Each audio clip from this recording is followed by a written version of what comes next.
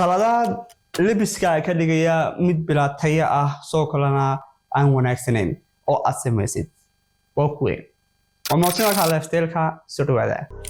Mate 1 more logos more luxurious ama maryaha ka looga badan yihiin in ay ka quality badan yihiin ama ka luxury badan yihiin soo tusaale maanta haddii aad xiran tahay 5 brand oo kala duwan hal outfit runtii waxa uu meesha ka saarayaa seamlessly outfit-kaaga iyo soo kale isku dheelitirnaantii soo kale wuxuu noqonayaa mid cufan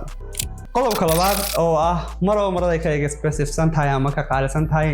inay ka xariga wanaagsan tahay runtii taas macquul maaha oo badanka saarno ma shaqayso runtii imaamka qalabkiisa kuma xidhnaa cadadka ama qadarka lacageed ee la siinayo marada ama shayga ama kabaha ama accessorieska laakiin waxay ku xidhan tahay tastiga aad u hayso labiska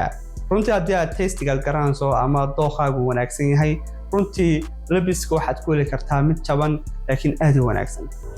Mate 3 all accessories make you look sophisticated so accessories ka badan runtii ama shayada badan ee la xiranayo runtii labiskaaga dilayaan soo isku day inaad xirto accessories-ka inta kugu haboon ee labiskaaga ku soo baxaysa inta kalena aad u dhigato maalin kale oo aad labis kale aad u xirato runtii waxa noqonaysa marka mid labiskiisu u dhameystiran yahay Mate number 4 bright colors always show confidence runtii waxa jirta midabada qaar labiskaaga aan ku soo baxayn oo haddii aad isku xirato runtii labiskaaga hoos u dhigaya soo isku day midabadu say isku qaadanayaan iyo soo kale midabada qaar ayaa skin tone-ka jirkaaga ama color-ka jirkaaga runtii bedelaya soo isku day inaad midabada ka taxadirto soo marka marada iibsanayso oo kale inaad halkaan iska eegto Mate number 5 trend shoes or clothes solve everything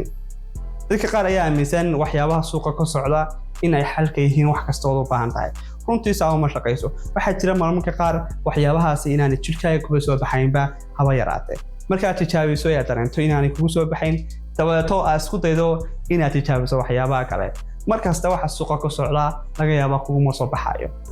soo bal adiguna la wadaag qaladaad la sameeyo dhanka labiska oo runtii labiskaaga hoos u dhigaya